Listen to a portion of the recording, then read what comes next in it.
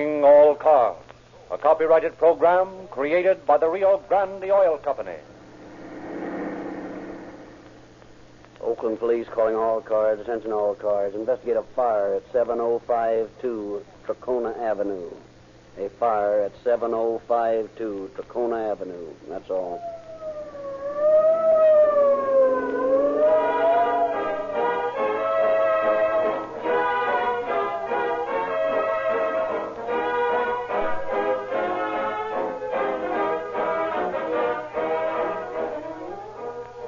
As the facts unfold in this evening's story, notice how efficient modern police methods are.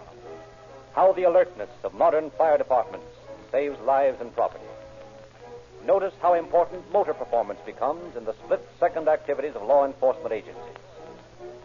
As you hear the sirens of fire engines and police cars, as you thrill to the powerful throb of their motors, keep in mind that it is Rio Grande cracked gasoline that is giving life to this dramatic program. The police of not only Oakland, where this true drama originated, but Berkeley, Fresno, Santa Barbara, Los Angeles, San Diego, Orange County, San Diego County, Maricopa, the largest county in Arizona, and many, many other cities and counties have specified Rio Grande cracked gasoline month after month for all their police cars, fire engines, ambulances, and other emergency equipment. More Rio Grande cracked gasoline is used wherever it is sold for saving life and property than any other brand. You can have this same police car performance in your car because your independent Rio Grande dealer offers you exactly the same Rio Grande cracked gasoline police cars use.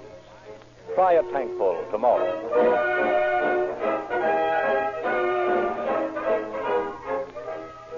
We take you now to our San Francisco studios, where you will hear Chief W.G. Lutke of the Oakland Fire Department. Chief Lutke. Good evening. Tonight I have been asked to explain the actual way in which the Oakland Arson Squad functions.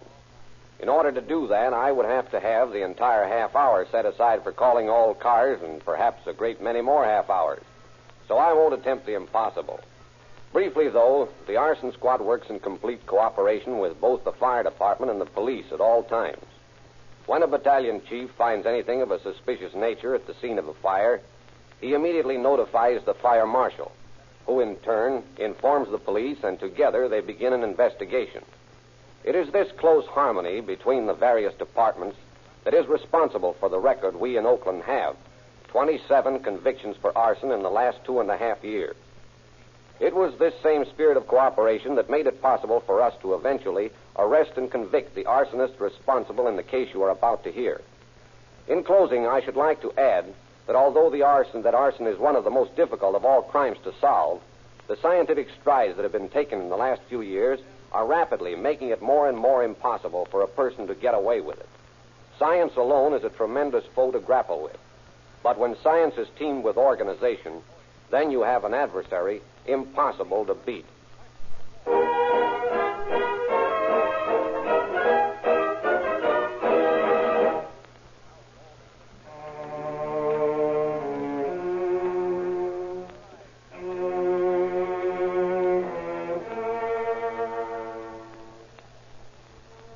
7052 Tracona Avenue, Oakland, California, the night of October 12, 1935. Faintly illuminated by a cloud-shot moon, a small house squats complacently on its redwood foundation, oblivious of its surroundings, seemingly a thing asleep.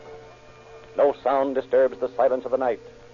Then, slowly, furtively, a shadowy figure slips out of the darkness, glides noiselessly to a point just below the kitchen window, crouches there like some hunted thing. A sudden spurt of flame lights the scene, reveals a man's face, tense, sweat-streaked, eyes staring straight before him to the tiny flame from a match. For a brief instant he pauses, then slowly edges the burning match to a pile of crumpled newspapers, watches with grim satisfaction as small tongues of red flame grow larger, devour each other in their greediness to reach a tastier morsel, the house itself.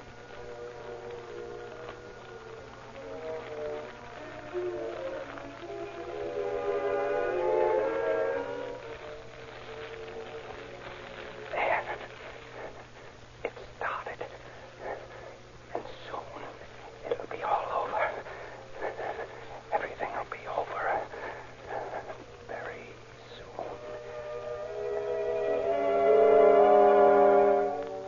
Suddenly, the man tears his eyes away from the glowing flames, casts a quick look about, then glides back into the shadows as quietly as he arrived.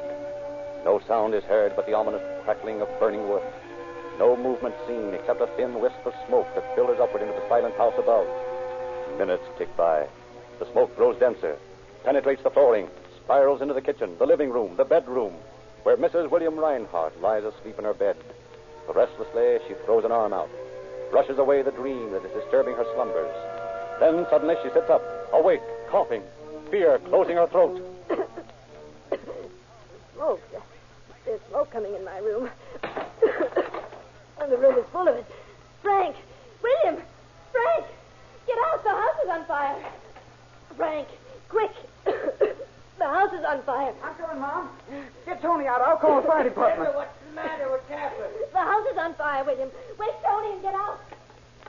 Operator. This is operator speaking. Give me the police station. The house is on fire. What is the address, please? Oh, 7052 Tacoma. Tell them to hurry. I will notify the fire department for you. Okay, but hurry, will you? Tell them the place is on fire and to get here. Fire department. Fire at 7052 Tacoma Avenue. 7052 Tacoma? Right.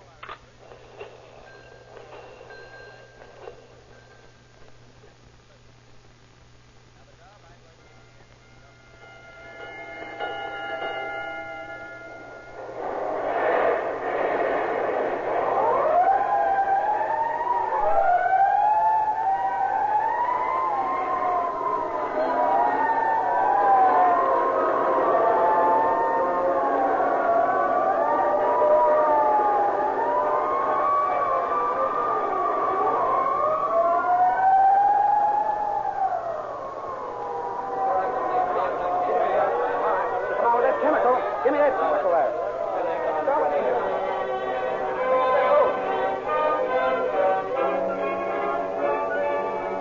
Under the command of Battalion Chief Terry, firemen succeed in subduing the blaze before it has done much damage. But as the hungry flames sullenly give way to the stream of water being played on them, Chief Terry stops suddenly, turns to a fireman beside him. George. Yes, sir? Tell the boys not to disturb anything more than is absolutely necessary under the house there. Try to save everything you can. You think it's arson, Chief? Well, looks like it. I don't want to destroy any evidence there might be. Well, I'll take care of it right now, sir. Right. I'm going to find a phone, call Marshal Carlson. I think he'll be interested in what I found.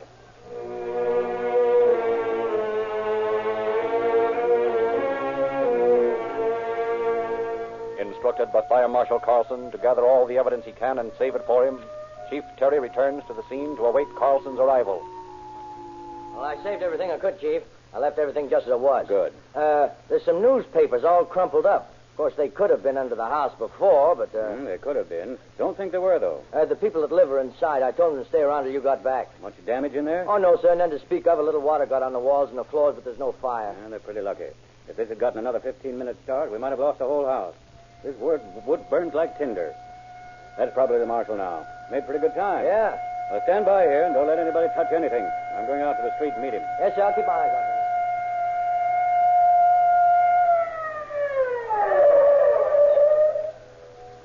Hello, Marshal. Well, you certainly didn't lose any time getting here. I'm still half undressed. What's the trouble here? Oh, I had a little fire under the house. No trouble putting it out. But I found some stuff I thought you'd be interested in. Smelled what might have been kerosene smoke, too. Let's take a look. Nothing's been disturbed. One of the boys is back there standing guard. This way. Have you talked to the people who live here yet? No. George has, though. They're inside waiting for us. Good. Well, here's where the fire started.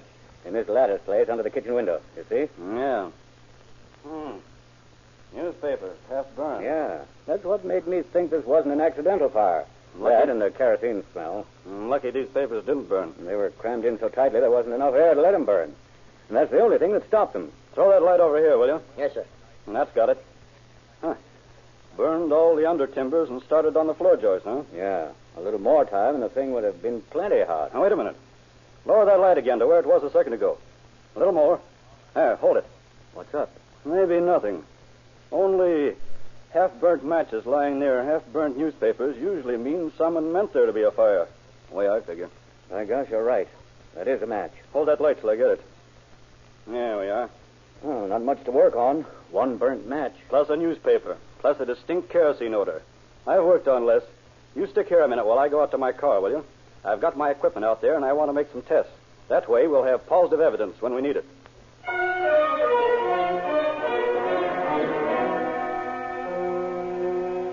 With infinite care and patience, Marshal Carlson makes several tests, finds traces of kerosene on the paper as well as the lattice work under the window. Then, satisfied with his efforts there, he and Chief Terry interview the occupants of the house. Now, first of all, if you'll give me your names. William Reinhardt. William Reinhardt. You live here, Mr. Reinhardt? Yes, this is my wife and my two sons, Frank and Anthony. Thank you. Now, who discovered the fire? Well, I guess I did. I was asleep, and I must have been dreaming, because I remember a lot of things that I'm sure didn't happen. It was a queer Mrs. Reinhardt, may I interrupt you for a minute? Why, of course. I appreciate the fact that dreams often are strange and all that, but right now the primary point of interest is the fire. Well, yes, of course. That's what I was leading up to, the fire. All right. Now, suppose you tell me what happened after your dream. You woke up, and what happened? Well, I found the room all full of smoke. It was choking me, and I couldn't see anything. Where did the smoke seem to be coming from? Coming from? Well, I don't think that entered my mind. I was so upset and nervous. I just knew that there was smoke, and that was enough. Enough for what, Mrs. Reinhardt? Enough to make me want to get out, naturally. Isn't that the usual thing for a person to do when they find themselves in a house that's burning down around them? Of course. I'm sorry to seem inquisitive, Mrs. Reinhardt. I don't want you to think that I'm deliberately trying to confuse you. Well, you're doing just that. Then I'm sorry. Unfortunately, in the case of this type, there are so many little things that are important to us that we have to ask these questions. Well, the man's right, dear. He's only trying to help us.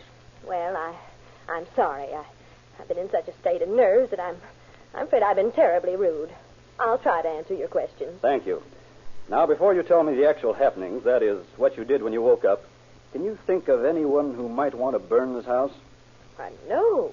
Why do you ask that? Because that fire was started by someone who meant to do just that. You mean to say it wasn't just an accidental thing, that someone tried to burn us? They may not have wanted to burn you, but the house, yes. Why, I never heard of such a thing. You can't think of anyone who might have done it, can you, Mr. Reinhardt? Hey, of course not. William, you don't think...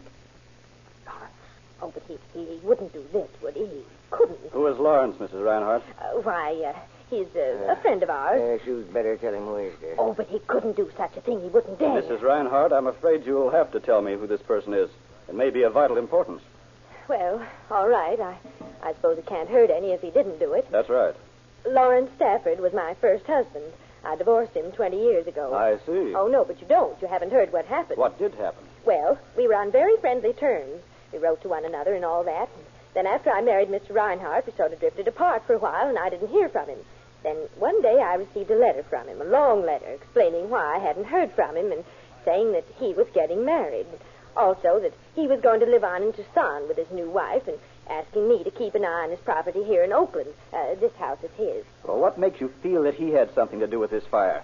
If this is his property, I shouldn't think he'd want to destroy it. Well, I can explain that. You see, after that letter, I had several more. And in one, he said that he was going to lose the property and asked me to assume the indebtedness. He asked me to send him a gift deed, which he'd sign and return to me, which I did. And then, after Mr. Reinhardt and I moved in here, the other letters began. What other letters, Mrs. Reinhardt? Well, the ones that I can't understand. Abusive, mean, threatening letters. Threatening? In what way? Well, he said that I'd tricked him into signing the deed. He wanted the house back, and he meant to get it or else know the reason why. And he used language that didn't sound like him. I just don't understand it at all. Mrs. Reinhardt, you don't happen to have any of those letters, do you? Yes, I do. I kept them. For some reason I can't explain. But you kept them. That's the main thing. Yes? I'm going to ask you for them, Mrs. Reinhardt. Oh, dear, I hate to cause any trouble. If this man is not responsible for the fire tonight, I promise you these letters will be kept absolutely private. Well, all right, then. I'll get them for you. If you'll excuse me, I'll find them.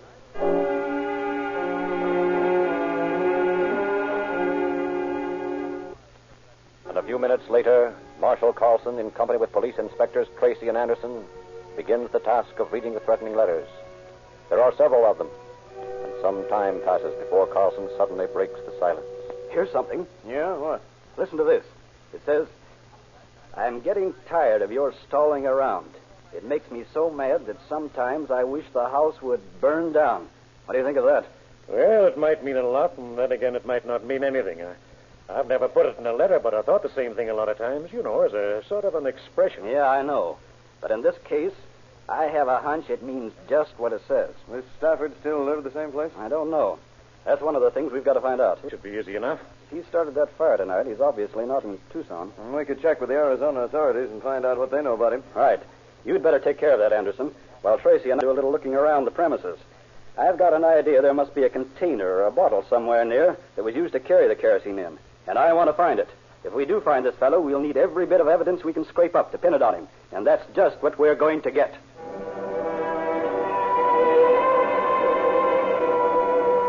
Accordingly, Inspector Anderson returns to headquarters, and Carlson and Tracy begin a thorough search of the surrounding territory. For some time, they browse through the yard, in the garage. Everywhere there might be a clue. Finding nothing, they are about to give up when suddenly Carlson raises a hand. Wait a minute, Tracy. Kill the flashlight. Hey, what's up?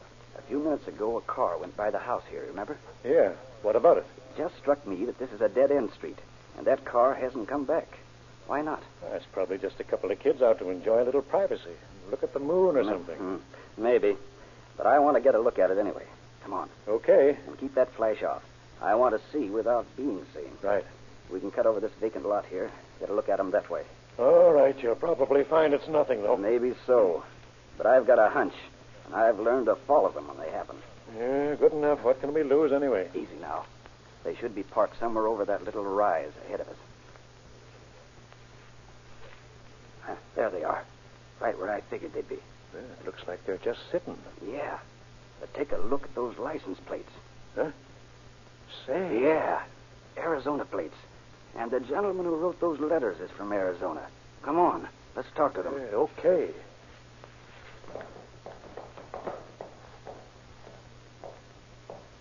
Enjoying the scenery? Say, where'd you come from? Back there a little ways. Noticed your car here and thought I'd come over. A friendly type, eh? Well, we're not interested in conversation. We'd appreciate being left alone. Well, that's too bad. Have you ever seen one of these before? Why, sure. It's a badge. Are you an officer? Fire Marshal Carlson and Inspector Tracy.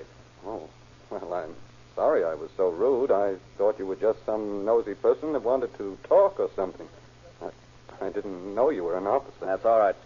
You mind answering a few questions? Why, no, of course not.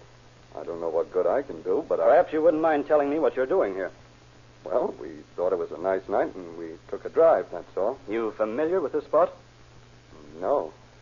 Never saw it before, as a matter of fact. How about you, ma'am? Why, no. You see, we're from out of town, and, well, it was such a lovely night, we just sort of thought we'd drive around. I have to drive because my husband has been ill. I see. What's your name? Mine? That's right. Oh, Rose. Rose Smith. Are you Mr. Smith? Yes, that's right. I'm afraid I'll have to ask you to stay right here with me for a little while.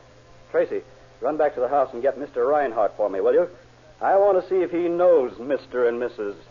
Smith.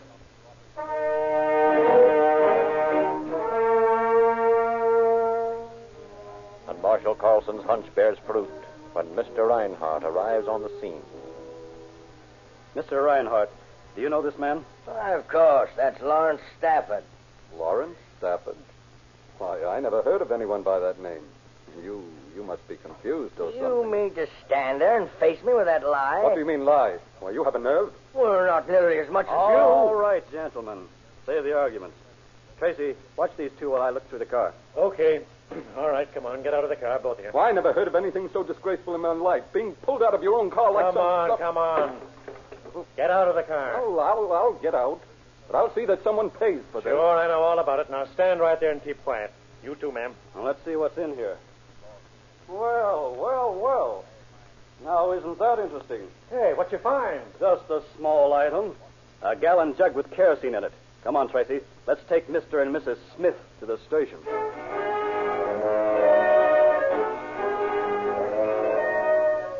Taken to the Oakland police station, the couple are booked on suspicion of arson and lodged in jail.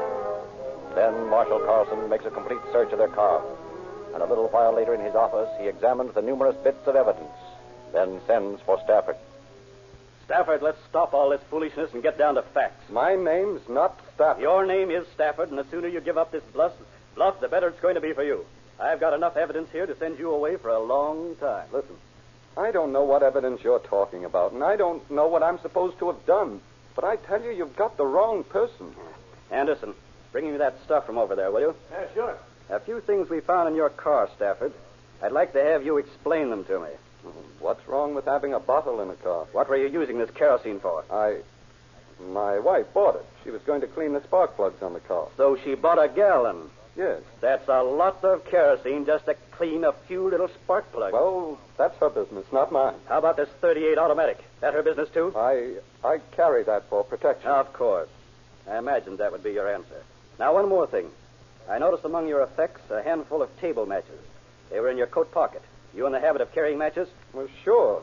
Why not? Everybody does. That's true enough. But not everybody carries the same kind of matches that were used to start a fire with. And not everybody carries a gallon jug of kerosene. And not everybody happens to be just riding around a block away from the scene of a fire with all these things. You're just wasting your time with all that talk because I didn't have anything to do with any fires or anything else. Perhaps your wife will feel differently. She's had time to think it over. Take this man out, Anderson, and get me his wife.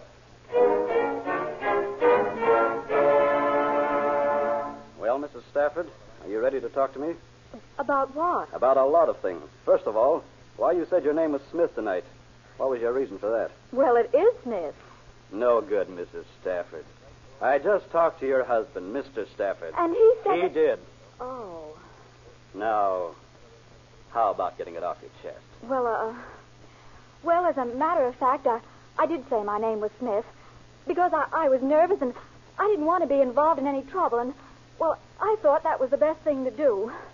Oh, it was silly, and I realize that now. What were you doing parked out there tonight? We were looking for an apartment, and we read about one that sounded right, and, well, we were looking for it, that's all. Funny place to look for apartment, Mrs. Stafford, on a dead-end road parked with the lights out. Well, that's what we were doing. All right. We'll pass that up for the moment. Now, about your husband. Why did he try to burn that house down? I don't know what you mean. You don't remember anything about how Mrs. Reinhardt's house was set on fire? I certainly don't.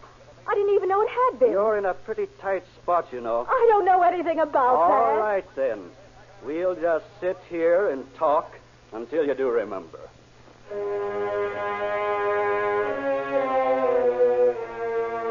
And sit there they do, for hours.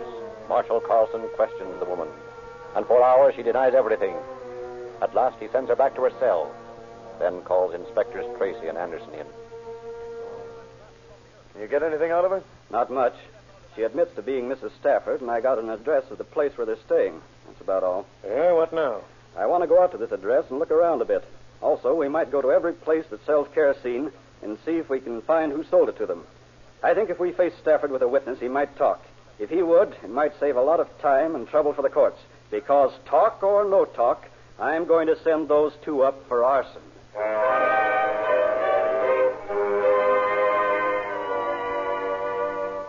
And after investigating the apartment where Stafford and his wife have been living, Carlson begins the tedious job of checking each place where kerosene is sold. It is a thin chance, but after several unsuccessful attempts, he locates a small gas station near the scene of the fire where the attendant recognizes the description of the Staffords. Says he sold them the kerosene. But when Stafford is faced with this new development, his answer remains the same. He denies ever having seen the attendant in his life.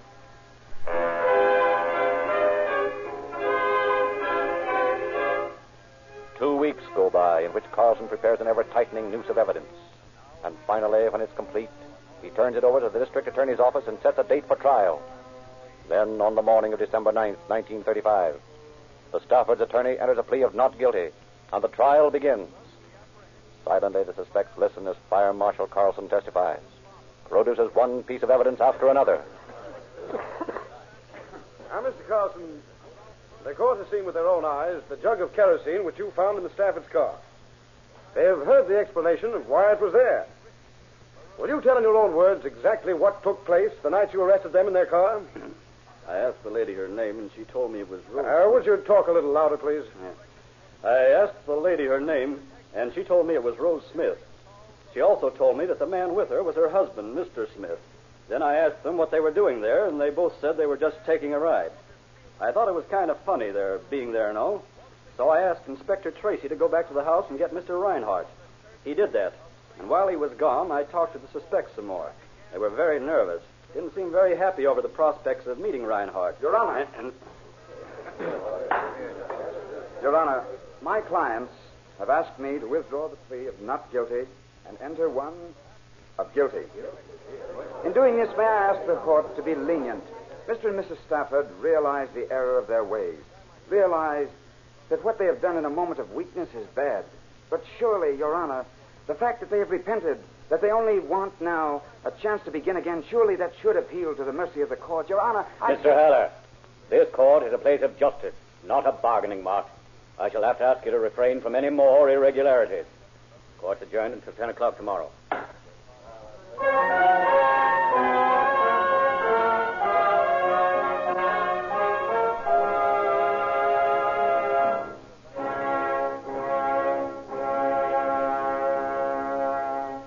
But despite the last-minute attempt to save the Staffords, they were found guilty of arson and sentenced to serve from 2 to 20 years in San Quentin.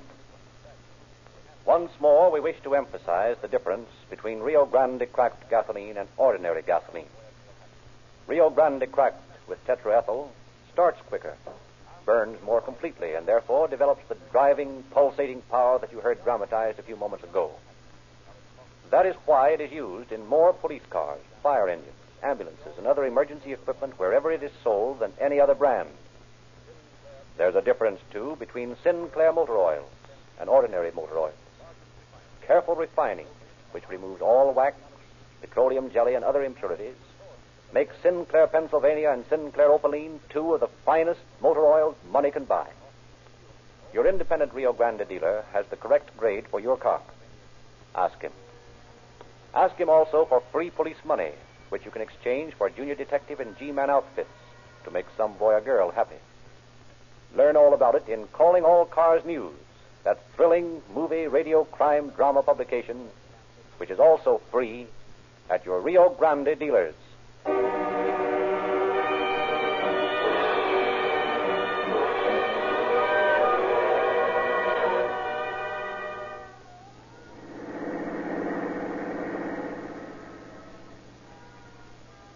Oakland Police calling all cars, attention all cars. A cancellation of broadcast 158 regarding a fire.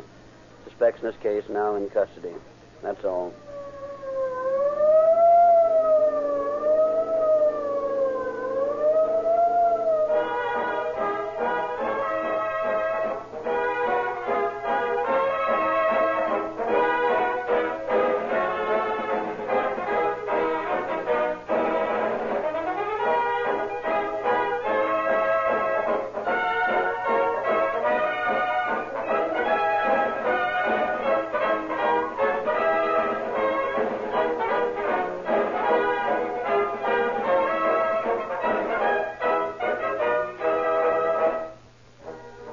This is your narrator, Frederick Lindsay.